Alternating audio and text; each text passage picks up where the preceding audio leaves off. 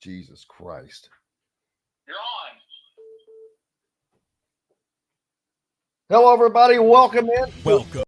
Points. This segment is brought to you by the stalled Rusty every Gator time. in Bedford, where oceanic flavors meet southern charm.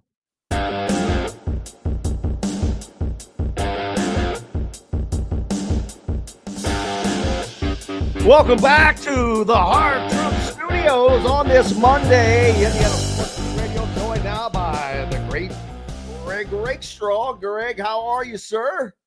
I'm good, my friend. How are you? Good. Rainy weekend, but it did not stop Indiana or Indianapolis from pulling in a big win for both teams, actually. It actually was huge. Indianapolis, especially taking on the 3-0 Steelers, who had kind of found some magic. But, man, Jonathan Taylor looked really good, and Joe Flacco looked really good for the Colts. I missed the beginning of the game, so I know when I get to see Flacco, I'm like going, well, I guess they got tired of depending upon Anthony Richardson, but also he obviously he had a hip injury of some kind, which, man, is he going to be an injury-prone guy? Who knows? But they were able to get just a big win. Again, like I said, Pittsburgh was 3-0, and to get off the schneid and get back to the Mendoza line of 2-2, huge for Indianapolis. It was, and not kind of the game that we expected. Obviously, the injured Anthony Richardson, Jonathan Taylor suffered an ankle injury, which is why he didn't play in the course of the fourth quarter. But simply in terms of the points scored, this was the first time that Indianapolis had scored points in their opening drive of the season. It was the first time the Steelers had given up an opening drive touchdown. The Steelers have given up 26 points combined in their first three games, and the Colts go out for 27. Obviously, the in and out nature of Anthony Richardson and Joe Flacco early in the game, the way that Flacco was so calm and composed the entire time that he was out there. The defense played very well for most of the game, kind of had to hang on at the end. And again, that Colts defense was without four starters in that game on Sunday. So it was by far their best performance of the season. It was still by far from a perfect performance. But now at 2-2, water has kind of found its level. You're kind of with a lot of other, pretty good football teams in the AFC. I'm probably not to a point yet where I still want to kind of forecast long term. I'm still kind of locked in on week by week thinking about this team because you're not exactly sure what we're going to see each and every week. But we feel a lot better about things than we did at this time 2 weeks ago. That's for sure. Yeah, and they're very fortunate to have a backup like they do, and a veteran, a grizzly veteran, as a lot of coaches will call them.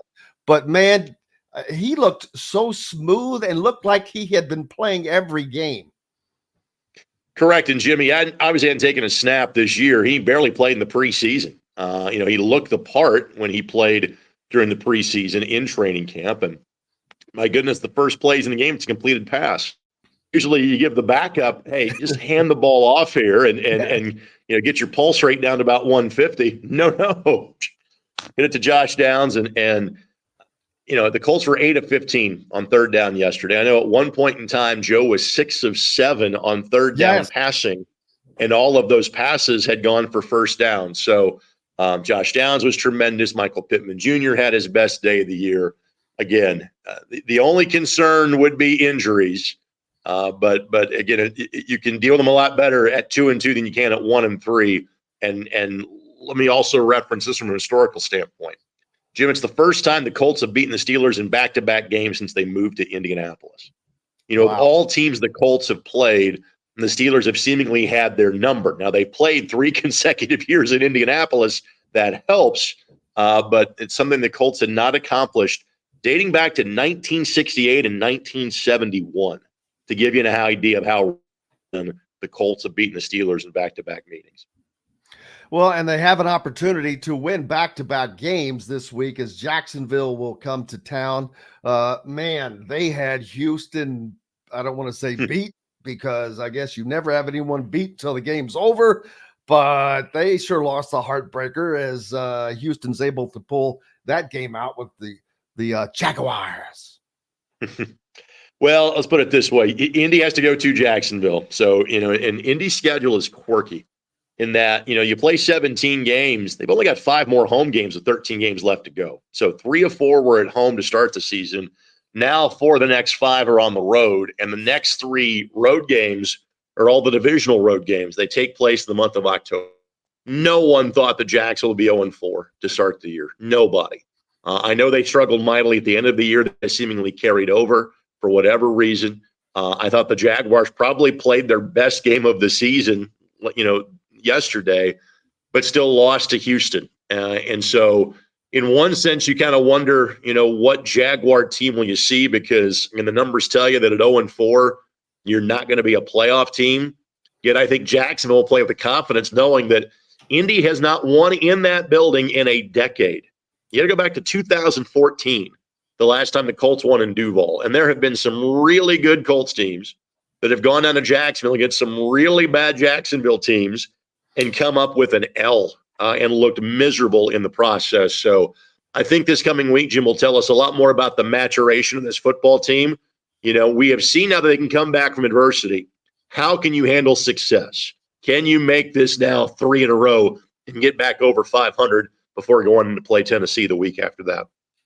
Yeah, Greg, I don't know what is more astounding, their dealings with Jackson, their unsuccessful dealings with Jacksonville, or the start to the season streak that's going. Both of them are mind-boggling to me because Indianapolis is not a downtrodden program or Right. franchise, and has not been throughout all of that. So it's just it's a real quirky deal. It's weird, hard to understand, but you got to stay in the here and the now, and they've got a chance to move forward, especially for a team that didn't have the start to the season that they would like, and they've kind of had to climb through these injuries with the quarterback and back and forth. I think they've done a heck of a job to be at 2-2 right now. I would agree with that. And again, there are certain teams you kind of know what you have, and I'm not sure we still know what this Colts team really is, to be blunt. And it's not just the quarterback position; it is the variety of injuries they have dealt with. Yeah. And no offense to Kwity Paye and Kenny Moore, who are both really big pieces, but I thought the bigger storyline for the Colts going into the game from an injury standpoint on Sunday was going to be, Braden Smith and Ryan Kelly both practiced 1 out of 3 days last week. Ryan Kelly could not go. Braden Smith did.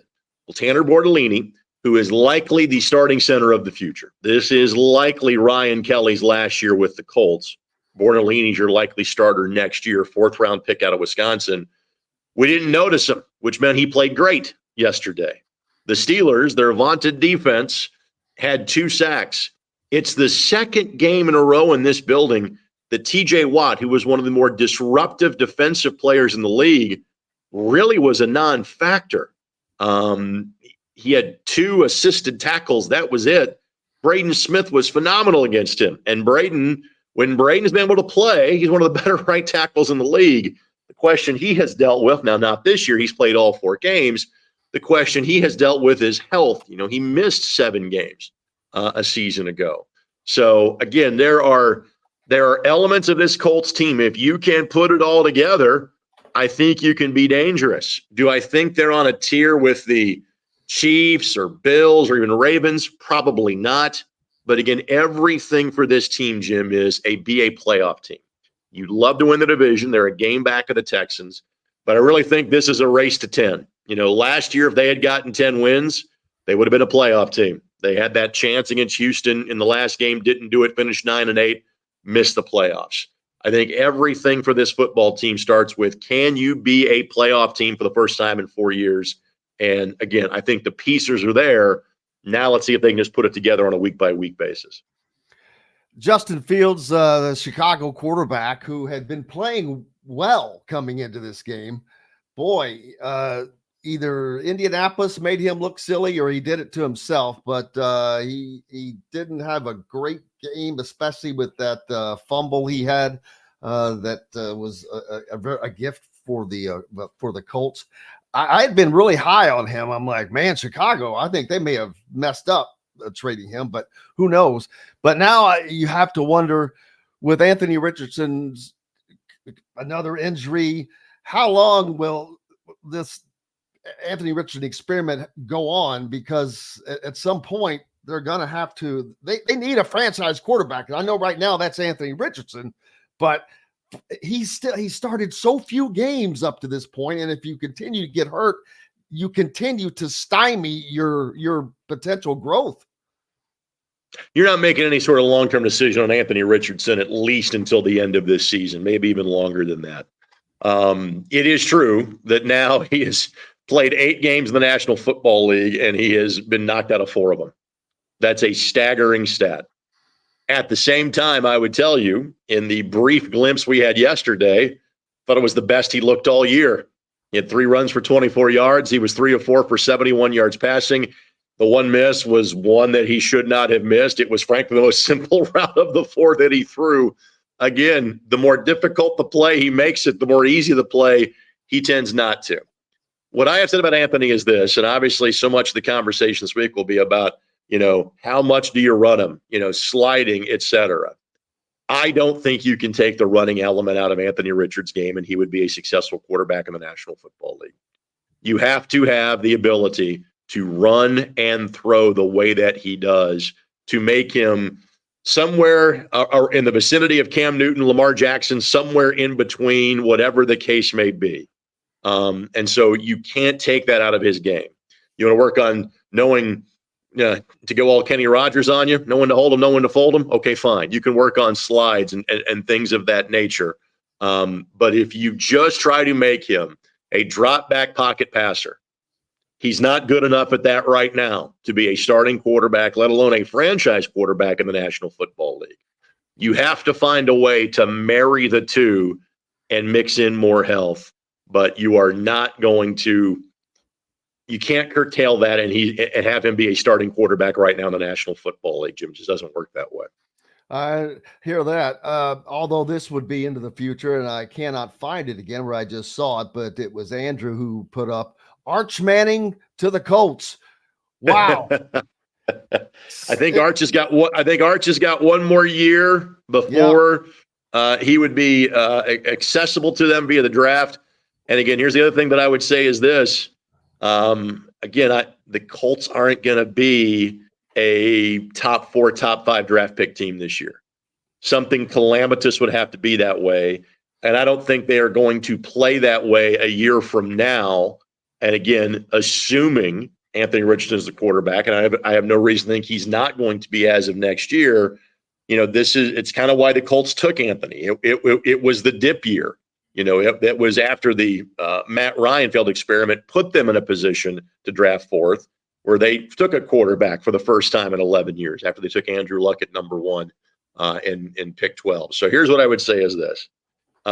This is not exactly a team that I kind of know what they are. So like if I'm telling you long-term planning is 6 days from now, for the love of God, don't worry about 6 months from now in the NFL draft, or don't worry about the 2026 NFL draft either. Worry about this week and find a way to win in Jacksonville for the first time in 10 years. I hear that. That's don't you can't throw the baby out with the bathwater. Just chill out and relax and let it go. What is up? What else did your weekend entail? So let's see. Supposed to have a high school football game Friday night, but obviously got pushed back to Saturday because there were a handful of games that were played in the remnants of the hurricane on Friday night, but not a lot of them. College football on Saturday had Indiana State and Houston Christian. Had the Indy 11 playing in the leftover rain and drizzle of the hurricane on Saturday night and getting a 4-0 win against Miami FC. So, I would say my typical weekend, but that's the thing about my life, Jim. No weekends are typical or standard or anything like that. And I am actually talking to you now from the IHSAA Champions Network studios because I've got some things I'm working on for the upcoming fall sports season. So hence the wood paneling and bright light you see reflective above my right side. Some things that I assume we will be talking about in the near future. You will be seeing, absolutely, yes. Video evidence of these conversations will occur. I feel like Sports Sadamas right now. But did you happen to catch any college football over the weekend? I know that you were very, very busy and don't have time for that. Hell, I can barely catch a lot of what's going on when you're covering something. But of course, Indiana, they go to 5-0 for the first time since the Rose Bowl team of 1967, which that is a huge deal. It just solidifies what is going on in Bloomington, and they did it against a team that is better than people think. I watched that Maryland team, and let me tell you, offensively, they're pretty decent. I don't know how they have 2 losses already. The fact that they lost at home to Michigan State, I'm a little surprised. But Indiana, I tell you what, they really impressed me because, Greg, they had 3 turnovers in the first half and were up 14-7. And I'm like, good Lord, if they had been able to do what they normally do and score on 80% of the possessions, this game would have been even further a spread than it was. But it was late, a 42-21 game. Here is the conversation that if I'm an Indiana football fan, I want to have. You have a chance to have 2 byes with a quirky schedule this year, with having an extra week between Labor Day and Thanksgiving. You can go into your first bye week knowing you're a bowl team. You can be 6-0 going into a bye and knowing that, all right, we got to make plans for the end of December or early January. And the fact, and I've seen this in multiple places, look at like the computer odds of making the college football playoff. Yes, Indiana in the college football playoff, like from a percentage standpoint, Indiana's odds are just outside the top 12 right now. That's crazy to think about. Indiana could be 10-0 going to the Ohio State game. That again is possible from Kurt Cignetti's standpoint. Yes, from Kurt have them at that. For Kurt Cignetti's standpoint, 6-0, go to the bye. You got a day or two to kind of stop and smell the roses and enjoy it. In the way that Indianapolis Colts fans have felt about Jacksonville, Indiana fans recently have felt about going to Northwestern. And so go take care of business against Northwestern. Again, a team that you can beat, but kind of like Maryland, has some talent there. Take care of business on the road like you did against UCLA. Same ocean view as Pasadena and everything now on Lake Michigan coming up on Saturday afternoon. But get to 6-0, and then you can stop and enjoy it. But this has been an amazing start for Kurt Cignetti and company. Absolutely, and you are correct. I mean, you get that 6-0 mark under your belt. Everything after that is gravy. And not only if you get that 6-0 under your belt, you get the bye week. You get the bye week in front of another big game against Nebraska at home, followed by a game against Washington at home. And I've looked at the models from that ESPN does projection-wise. They have Indiana projected to go 11-1 right now. They're winning every game. They have them projected to win every game substantially. I don't even remember what the Michigan settings were, but it was like 60% for Indiana. And of course, that'll change week by week. The funny thing is, they don't give them much of a chance at Ohio State, which I get that. They're going to be they're going to be an underdog, but I was a little surprised at the margin. I was like, whoa, but that could change as well. But yes, if Indiana, and I think that they do have to go 11-1 to make the college football playoffs, sure, because it's Indiana, and they have to climb up these rankings where all these other teams that are already there, Michigan at number 10 is a joke to me. They really should have lost the game against Minnesota at home this weekend. Jim, I want you to stop for a second. Hey, Jim, stop for a second. We're having a legitimate conversation about Michigan being overrated in college football and that having an impact on the Indiana Hoosiers. That's happened how many times in the history of Western civilization? Never Seriously. In my lifetime, for certain. Thank you. Exactly. Just pointing that out. Thank you. Well, I even got something better for you. John Fisher is on with us each Monday as well. We finished up with him earlier. Well, the fact that Indiana is 5-0, Don Fisher's never even seen that happen. And if Don has not seen something happen, it's like, what did it really happen?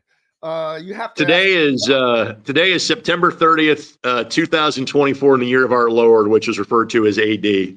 I think in terms of all things Indiana time, it should be AD as in after Don or AF as in after Fisher.